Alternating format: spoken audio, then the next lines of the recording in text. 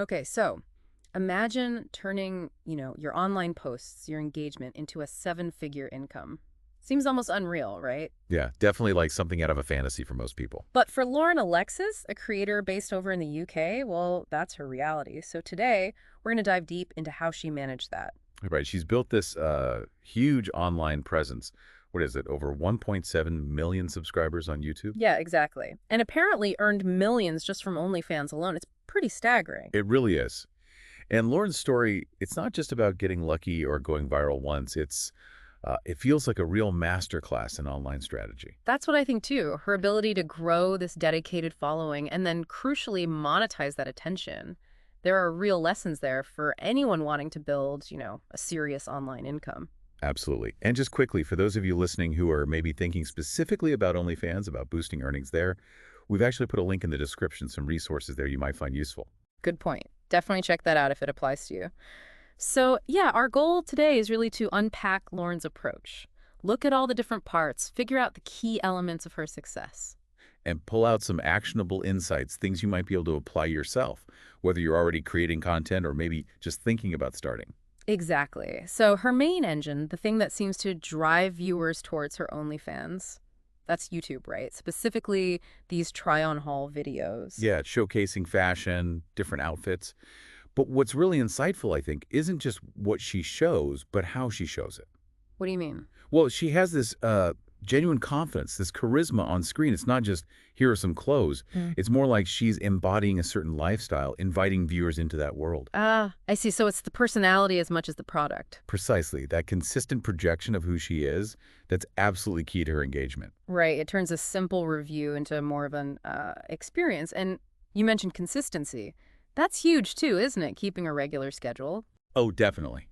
She uploads regularly so her audience knows when to expect something new.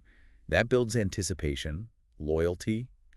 It becomes part of their routine almost. That predictability, yeah, it's powerful. Keeps her top of mind. And ensures a steady stream of viewers coming back. But beyond just the schedule, something else stands out to me. What's that? It's how she sort of weaves in personal stories, interacts in a really down-to-earth way.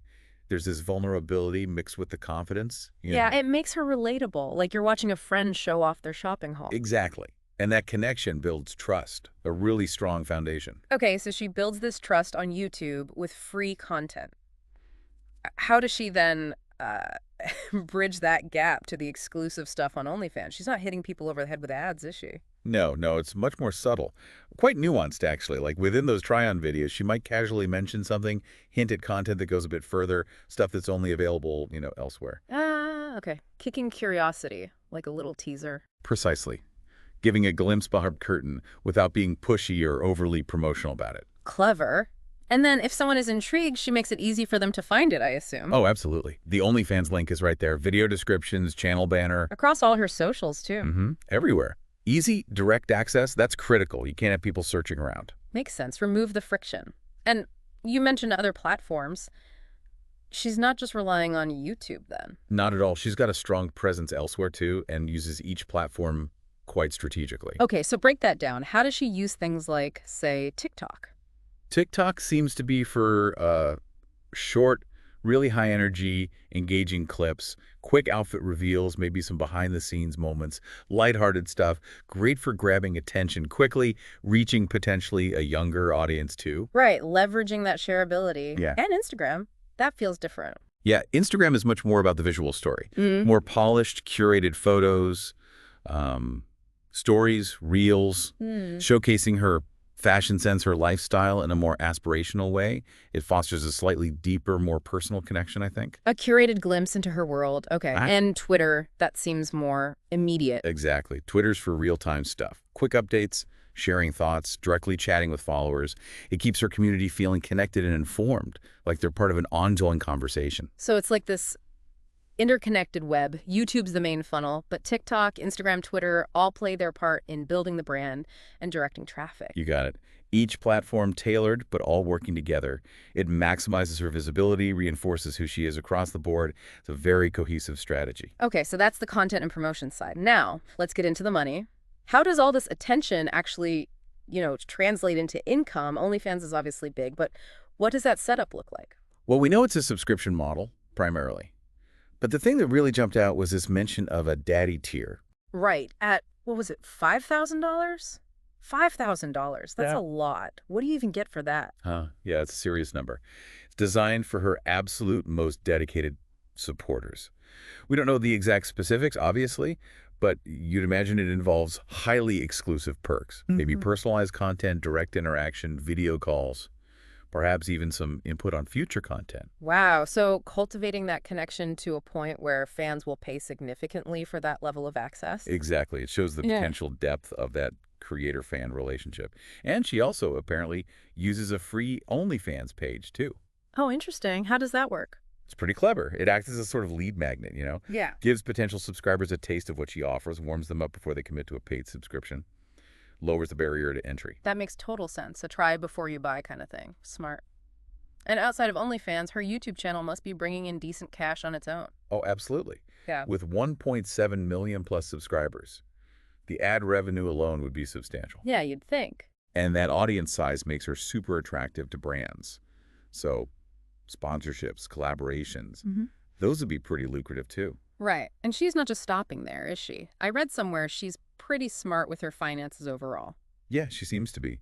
Reports suggest she invests a good chunk of her earnings into more traditional assets, businesses, properties, that kind of thing. Diversifying, building long-term stability. Exactly. It's a really savvy, forward-thinking move, Hmm. spreading the risk beyond just the creator economy, which can be, pretty volatile sometimes. Definitely a smart play for the long run. Okay, so Lauren's strategy is clearly built on this big social media presence, multiple platforms working together. But what if that's not your style? What about creators who maybe don't want or can't build that massive public following? That's a great question. Because there is an alternative approach that's been getting some attention. It's often called the Uber fans method.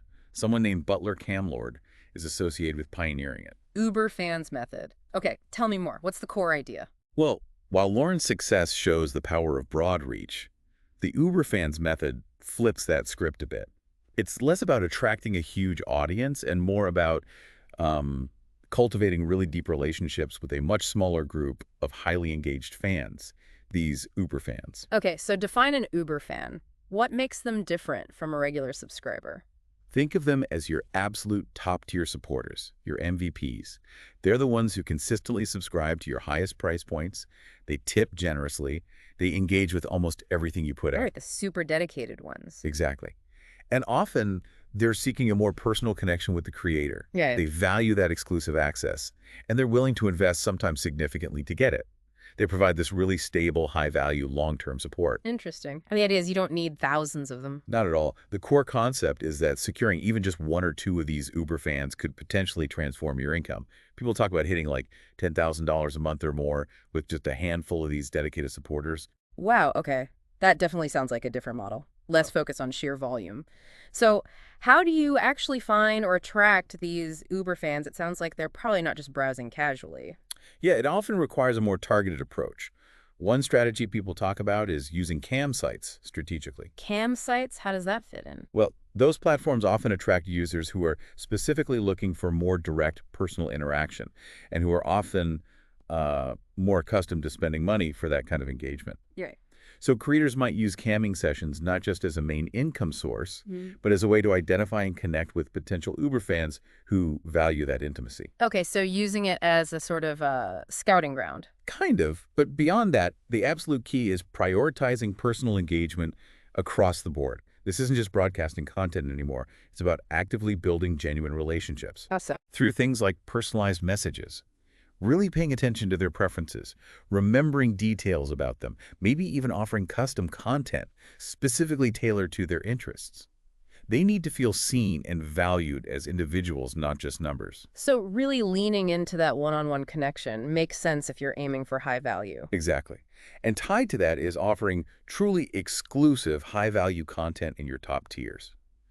Things people genuinely can't get anywhere else. Like what? Could be one-on-one video chats, really personal behind-the-scenes stuff, personalized shout-outs, maybe even letting them have some direct influence on the content you create, stuff that justifies that premium price point. And I think I saw something about spend-based pricing, too. Yeah, that's another tactic. Basically offering extra perks or even more exclusive access to those subscribers who've already shown they're willing to spend more, rewarding that loyalty and investment. Okay, rewarding the big spenders to encourage more spending. And then there's aftercare. What's that about? It's basically about follow-up and nurturing the relationship after they've spent money or had a significant interaction, sending a thank you message, checking in later, just showing genuine appreciation for their support. It helps solidify that connection and encourages them to stick around and keep supporting you. It's all about nurturing those key relationships. Okay, so compared to the Lauren Alexis model, the big audience, multi-platform approach, what are the main advantages of focusing on Uber fans instead? Well, one potentially big one is a reduced workload, maybe, instead of churning out content constantly for a massive audience. Right, the content treadmill. Exactly. You're focusing your energy on serving a smaller, highly engaged group. That could mean less pressure, potentially. It can also lead to higher earnings overall, paradoxically, How so? because the financial contribution from just a few Uber fans can easily outweigh the income from hundreds, maybe thousands, of lower-tier subscribers. Yeah. More revenue from fewer people. Higher average revenue per user, basically. Precisely. And for a lot of creators, those deeper, more personal connections you build with Uber fans can actually be more fulfilling, more satisfying than just broadcasting to a huge anonymous crowd. It can make the whole thing feel more sustainable, emotionally and creatively. Yeah, I can see that. It sounds like a really compelling alternative, especially for creators who maybe prefer a bit more privacy or find the demands of constant, broad social media draining. It definitely offers a powerful path, a way to potentially earn a significant income by prioritizing the quality of your connections over just the sheer quantity of followers. You don't necessarily need that massive social media machine to thrive. There's also, of course, people mention the Uber Fans Magnet course that apparently goes deeper into these specific tactics. Right. Okay. So let's recap then. We've looked at Lauren Alexis, her incredible success using YouTube as this powerful funnel, building trust through authentic content, using all her social platforms strategically. And diversifying her income smartly with investments. A real masterclass in broad reach strategy. And then we explored this alternative, the Uber fans method, focusing intently on building deep personal relationships with a small number of high-value supporters. Yep, using tactics like personal engagement, exclusive high tiers, and strategic use of platforms like cam sites to attract and retain those crucial fans. And just a reminder for anyone listening who wants to explore boosting their OnlyFans earnings specifically, that link with resources is down in the description. Definitely check that out. So it leaves you, the listener, with a really interesting question, I think.